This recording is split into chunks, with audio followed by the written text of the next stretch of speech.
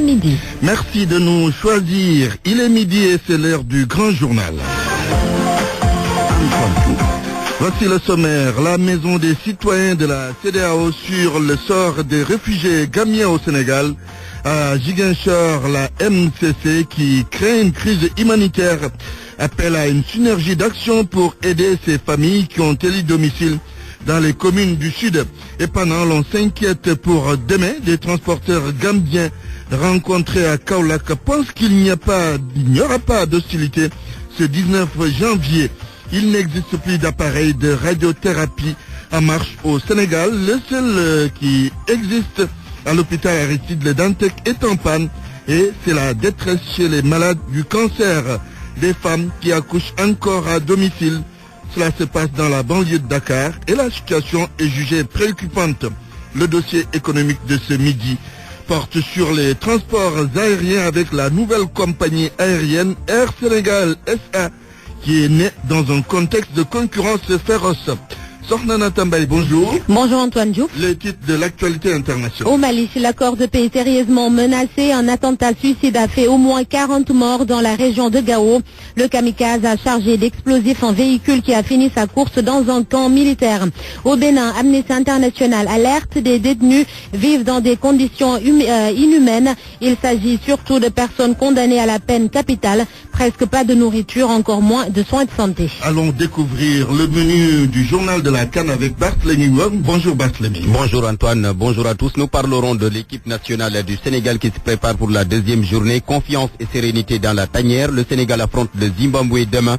La poule A entre en jeu cet après-midi à 16h. Gabon, Burkina, Cameroun, Guinée-Bissau. Migui Maram Ndiaye présente les affiches du jour. Souvenir de Cannes.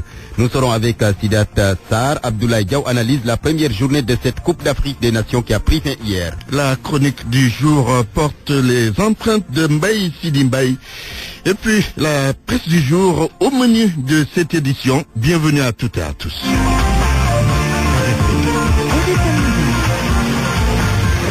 Antoine Diouf. Mesdames, Messieurs, bonjour. La maison des citoyens de la CEDEAO demande à l'État d'inviter les communes frontalières à la Gambie de coordonner leurs actions pour un bon accueil des réfugiés gambiens. En conférence de presse ce matin, la MCC qui appelle le peuple sénégalais à s'ouvrir à ces autres gambiens et aux États de la CEDEAO d'aider le Sénégal dans la prise en charge des réfugiés gambiens.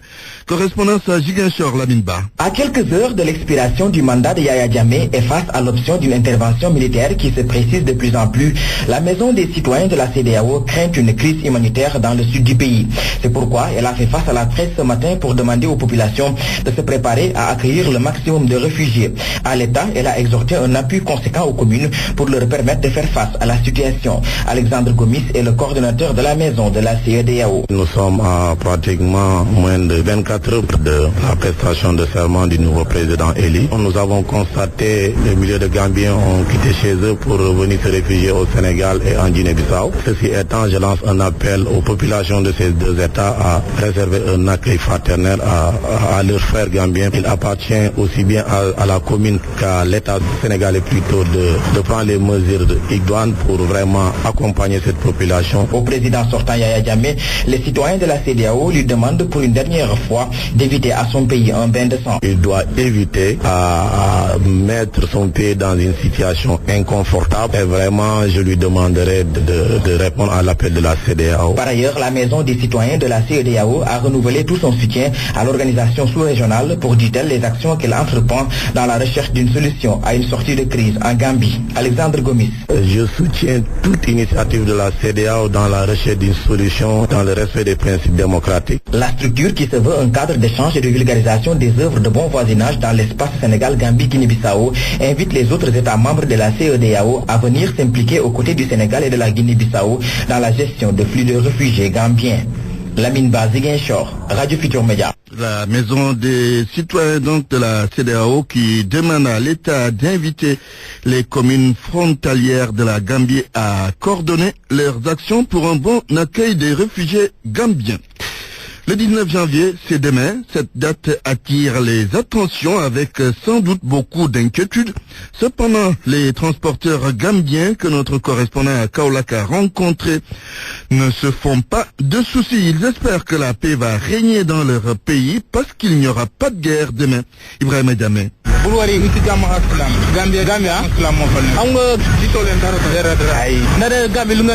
Adama et Yaya, nos enfants, sont deux jeunes garçons de nationalité gambienne, conducteurs de camions gros porteurs immatriculés BGL.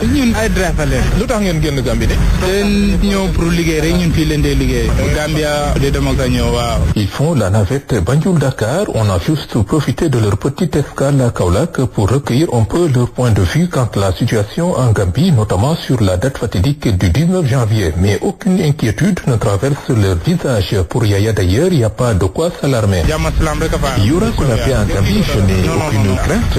Je ne doute point que Yaya Jammeh va transmettre le pouvoir à Barrow. Et je considère qu'il ne fait que jouer au dilatoire, mais il va encore surprendre tout le monde comme d'habitude en passant le pouvoir à Barrow.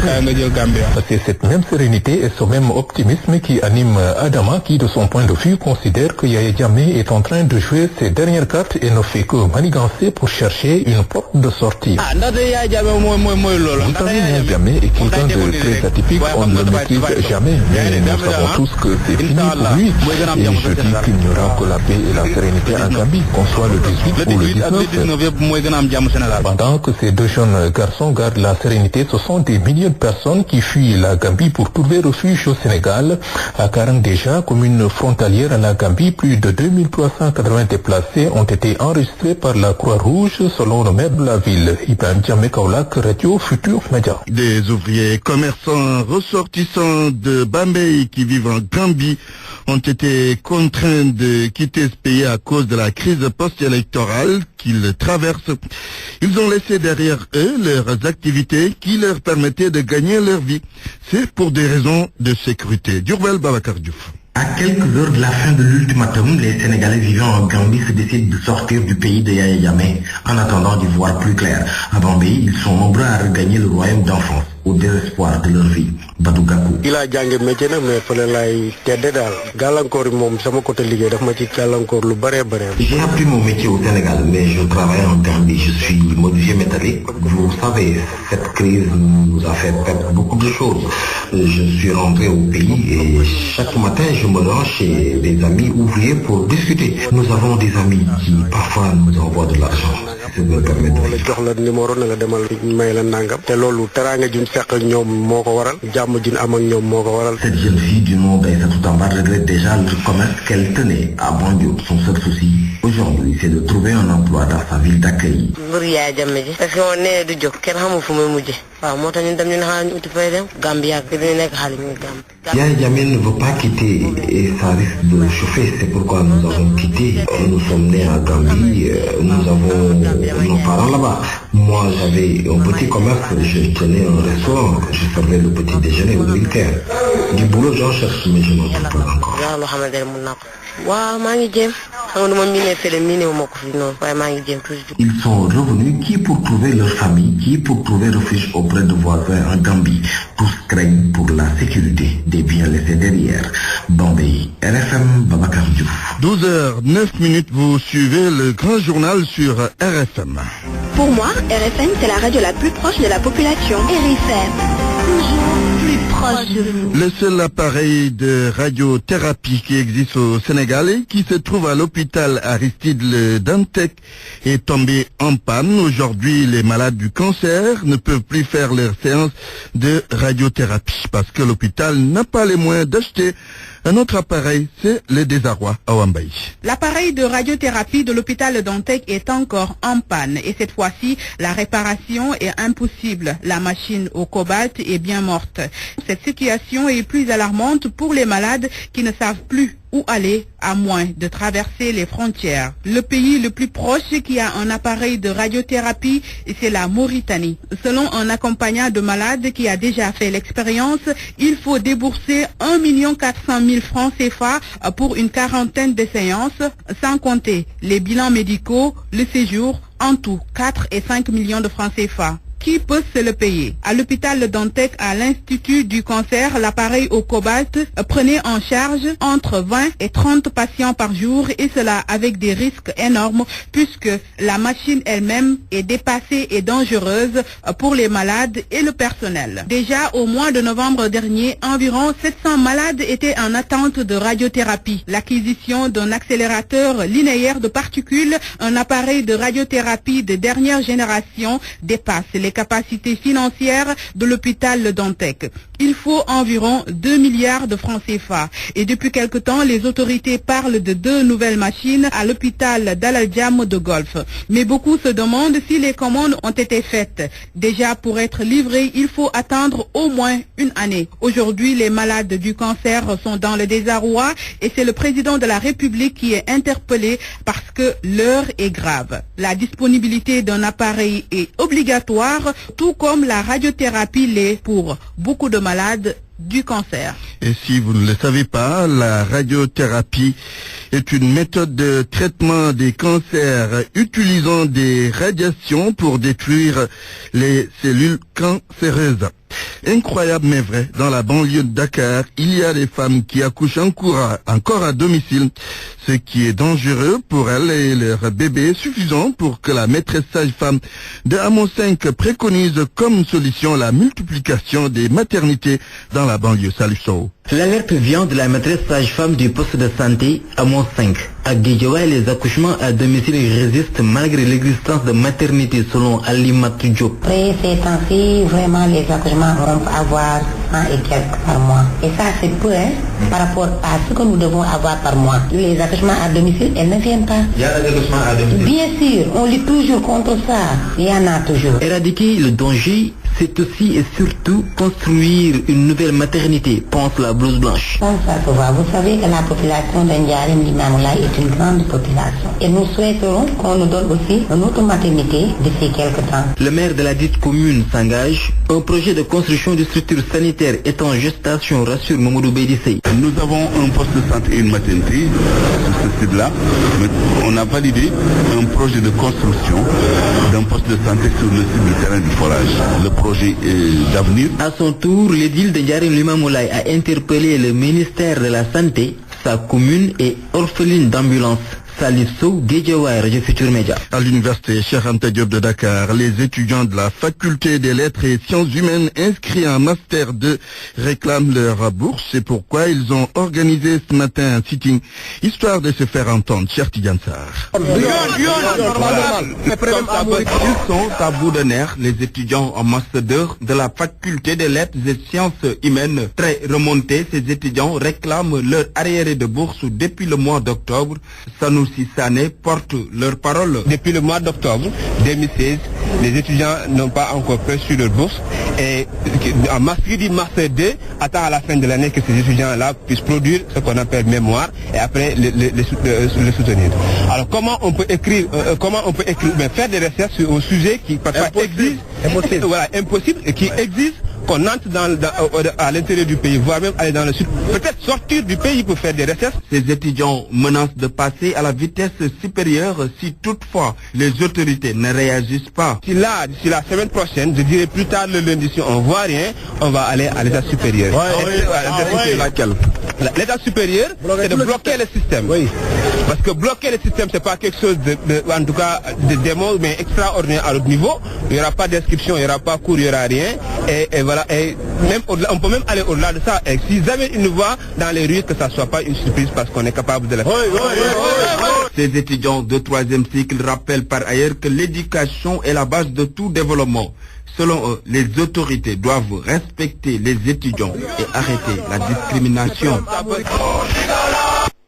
Sur RFM au moins, on a des informations sûres et utiles. RFM, la radio de toute l'actualité. Antoine Diouf. À présent, le dossier du jour, naissance de la nouvelle compagnie aérienne Sénégal SA, c'est dans un contexte rude et féroce, contexte de concurrence rude et féroce. Comment faire maintenant pour que Dakar soit un véritable hub aérien? Il faut impérativement des stratégies relatives à la desserte. L'État compte contraindre les compagnies aériennes étrangères à respecter les accords aériens. Binta Diallo. Dakar est déjà un hub naturel pour une compagnie nationale, nous confie Moustapha Diakhaté. Le coordonnateur du collège des délégués de la défunte Sénégal Airlines se veut plus clair.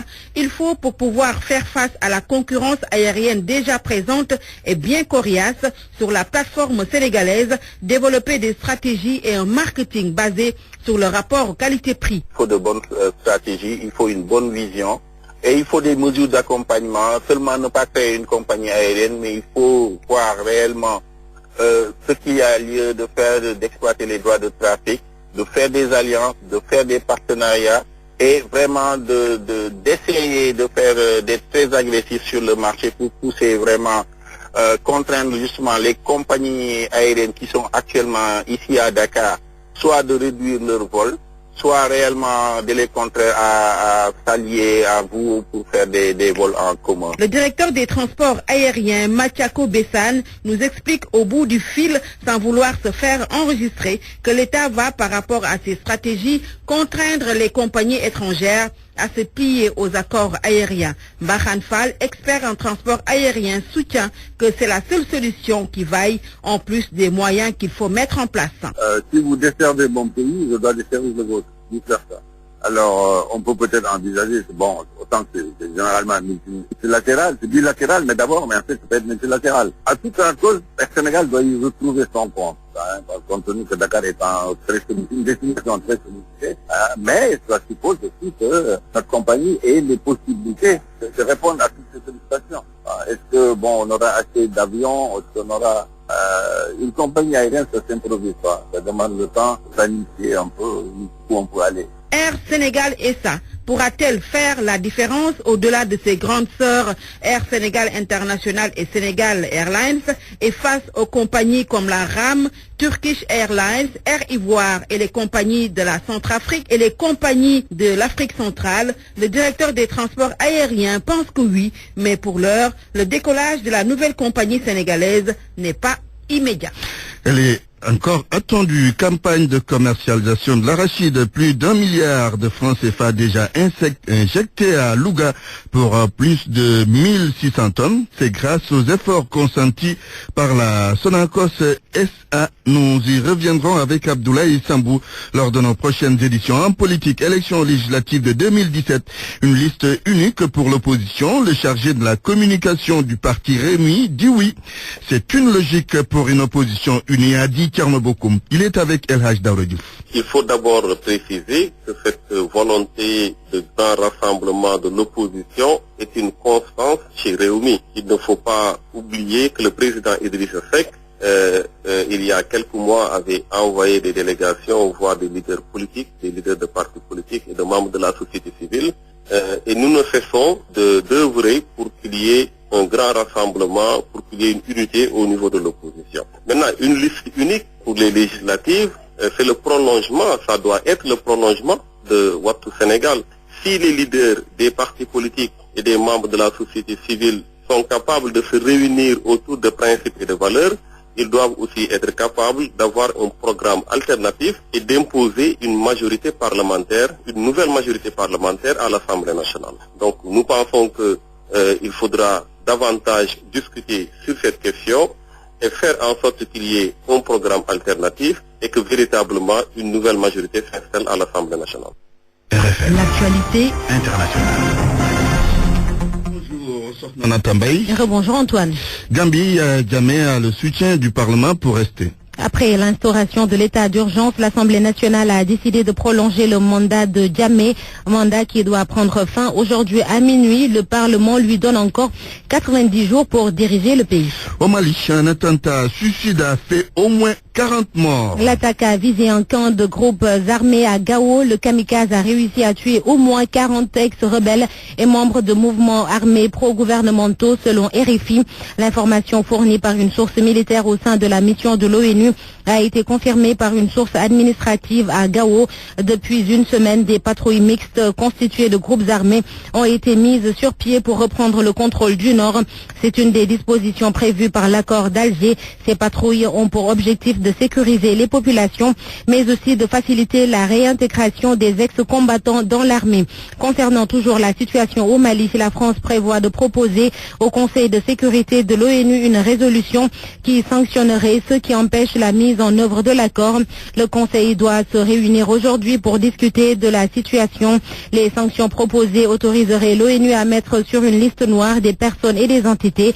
Des interdictions de voyager et des gels d'avoirs sont également prévus.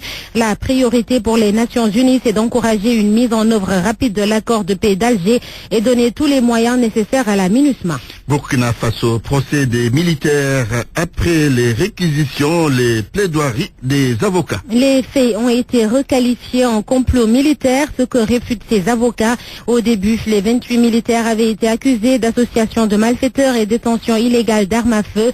Pour la défense, le tribunal veut passer par la requalification des faits pour se couvrir et condamner les prévenus. Dans leur plaidoirie, les avocats mettent toujours l'accent sur la thèse du complot contre le caporal Madi Ouedraogo, le principal accusé, et ses co-prévenus. Les militaires sont jugés pour avoir essayé de libérer leurs camarades putschistes. Allons au Bénin où des prisonniers ont été victimes de traitements inhumains. C'est Amnesty International qui en parle. 14 personnes condamnées à la peine capitale sont concernées. Elles ne mangent pas à leur faim et ne bénéficient pas de soins médicaux. Daoud Diouf. Ils sont 14 prisonniers condamnés à mort. Ils ont déjà passé 20 ans dans le quartier des condamnés à mort et chaque jour ils se demandent si c'est le dernier jour pour eux. Selon Amnesty International, ces condamnés ne savent pas de quoi sera fait demain. Ils continuent à vivre dans les conditions déplorables sans bénéficier d'une alimentation suffisante ni de soins médicaux dignes de ce nom. L'ONG propose aux autorités béninoises de communier les condamnations de manière officielle et veiller à ce que les conditions de détention soient conformes aux règles internationales minimales en la matière. Cela mettrait fin à l'incertitude cruelle dans laquelle vivent ces hommes depuis près de 2 décennies et prouverait la détermination du Bénin à éradiquer les derniers vestiges de la peine capitale au Bénin. Rappelons que le Bénin a aboli la peine de mort l'année dernière par une décision de la Cour constitutionnelle. Congo-Brazzaville, les députés se penchent sur la levée de l'immunité parlementaire dans des heures. André Okombi Salissa est accusé d'atteinte à la sûreté de l'État. Il est depuis plusieurs jours détenu dans les locaux de la Direction générale de surveillance du territoire. Le député a également été candidat à la dernière présidentielle. En décembre dernier, le procureur de la République avait demandé à l'Assemblée nationale la levée de son immunité parlementaire. Un mois plus tôt, des fusils mitrailleurs, des lance-roquettes et des munitions auraient été retrouvés au domicile de son épouse. On l'a arrêté le 10 janvier dernier alors qu'il vivait caché. Les parlementaires vont se prononcer ce jeudi sur la levée ou non de son immunité. Antoine. Merci Sormana Tambay pour cette page internationale. RFM, la chronique du jour. La chronique du jour, signée Mbaye Sidi Mbaye, c'est sur la Gambie. Débat de sentiments, débat sur la justice politique. La Gambie s'en passerait bien, mais elle reste cœur de cible de la sous-région, rivalisant avec les préoccupations urgentes et sérieuses au Mali. Le dictateur Yaya Jammeh, mauvais perdant, joue les trublions. Battu, il reconnaît la victoire de Adama Barrow, puis se retranche, réapparaît, se dédie, menace et vocifère. La Gambie, promet-il, sera le cimetière pour tous les soldats qui y mettront les pieds. Son public, une délégation de chefs d'État mandatés par la CEDEAO, pas moins. Le sergent Jammeh, stratège militaire et prophète de la guerre, veut en découdre. Il veut mourir les armes à la main pour défendre sa cause contre celle de la Gambie, de la justice pour ses citoyens, du droit et de la morale. L'étonnant dans cette affaire, c'est l'ambiguïté du discours de personnes et d'organisations respectables qui semblent disculper, hélas, l'ex-président. Il faut discuter, il faut négocier, tout sauf la guerre. La crise casamançaise va se prolonger. Les Sénégalais en Gambie vont souffrir. Ces déclarations viennent de bonnes âmes, aucun doute là-dessus. Mais il faut le dire nettement, le contexte rend ses propos ambigus et sonne comme un soutien qui ne dit pas son nom à la trahison de Yaya Jammeh. C'est une prime à la forfaiture. Plus grave, c'est une injustice à l'endroit des citoyens gambiens qui ont voté en toute connaissance de cause dans une élection managée de bout en bout par le gouvernement Jammeh et son administration. Bien sûr, je reconnais, la surprise a été grande, énorme. La pilule indigeste n'est pas démocrate qui veut. En un laps de temps, Yahya Jammeh est redevenu lui-même arrogant, dominateur, conquérant, méprisant. Son comportement inconvenant, non démocratique, étalé même devant des chefs d'État, est un précédent à étouffer et à effacer dans les mémoires. Qui se souvient de Samuel Doe? Yahya Jammeh aussi est un homme singulier, incommodant et dangereux. S'il y a à choisir entre lui d'une part, le peuple gambien et le président Adama Barrow d'autre part, le choix s'est imposé par les urnes et la validation internationale. Adieu, sergent Jammeh, personne ne vous regrettera. RFM, la presse du jour. Presse du jour, Barthélémy Ngom, bonjour. Bonjour. La crise gambienne et l'investiture de Adama Barrow largement décortiquée par la presse de ce matin. Jammeh tente-t-il de bloquer l'investiture de Adama Barrow? Une question que se pose l'observateur. Mon confrère signale qu'à quelques heures de l'investiture du président élu, Jammeh a décrété 90 jours d'état d'urgence et dénonce l'ingérence du Sénégal et de la CEDEAO, ce que l'Obs qualifie de la dernière folie de Yahya Jammeh. La communauté économique des États de l'Afrique de l'Ouest semble mettre en œuvre son plan, surtout que selon l'Obs, un navire de guerre nigérian est en route vers Banjul, ce qui veut dire que l'éventualité d'une intervention militaire en Gambie se précise. Jammeh joue son va-tout, signale Walf Quotidien. Il refuse toujours de céder le pouvoir et annonce un régime d'exception. 90 jours d'état d'urgence pour dénoncer, dit-il, l'ingérence étrangère dans le processus électoral en Gambie. Au cours de cet état d'urgence, Babili Mansa interdit tout acte de désobéissance aux lois de la Gambie, l'incitation à la violence et les actes destinés à troubler l'ordre public, informe encore Walf. Le journal précise que Yahya Jammeh a d'ailleurs instruit les forces de sécurité de maintenir la paix absolue et l'ordre public. Jammeh et la CEDEAO se prépare à l'affrontement, constate Vox Populi. Dakar, au cœur de la stratégie militaire de la CEDEAO, pointe Réumi Quotidien. L'assaut imminent, voit enquête. Le journal note que les troupes ont pris position autour de la Gambie. Banjul, Serekunda et Birkama se vident de leur population, fait constater mon confrère. Libération qui passe au peigne fin les dernières heures de l'enfant de Kanilai, titre Jammeh Game Over. Traduisez, Jammeh, le jeu est terminé. Mais Libé renseigne que l'Assemblée nationale gambienne a décidé de prolonger le mandat de Yahya Jammeh, mais le hic est que les ministres du régime Jammeh se retirent un à un, car après le ministre des Affaires étrangères, d'autres ministres ont jeté l'éponge, celui de l'économie et des finances, celui de l'industrie, celui de l'environnement et celui du tourisme et de la culture. Ce dernier a d'ailleurs précisé dans sa lettre de démission qu'il se conformait à la loi. Cette même loi qui fixe le délai du transfert du pouvoir. Il ne reste plus que 24 heures à Yahya Jammeh, index Walf Quotidien. Seulement mon confrère signale une catastrophe humanitaire en vue au regard de l'afflux de réfugiés gambiens en Casamance. Tous fuient le pays car l'intervention militaire se précise et la CEDEAO a déjà dessiné son plan. Un autre plan à la une du quotidien national Le Soleil. Cette fois-ci, il ne s'agit pas d'un plan de guerre, mais plutôt du plan Sénégal émergent. Et c'est Macky Sall qui invite le club émergent à jouer un rôle actif. Le président de la République se dit satisfait du cadre macroéconomique du pays. Prochaine élection législative au Sénégal, l'opposition dit oui à Maître Wade dans enquête. Abdoulaye Wade avait demandé au PDS de se concerter avec les autres franges de l'opposition pour mettre en place une alliance gagnante. Un appel bien entendu, car au terme de la conférence des leaders hier, Diop Decroix et compagnie ont estimé que cette entente correspond à un vœu ardent d'une très large frange de la population de l'intérieur du pays comme de la diaspora. Réumi Quotidien de son côté rapporte les propos de Abdoul Mbaye, président de l'Alliance pour la citoyenneté et le travail. Pour l'ancien Premier ministre, le Sénégal n'a pas encore une Assemblée nationale digne du nom,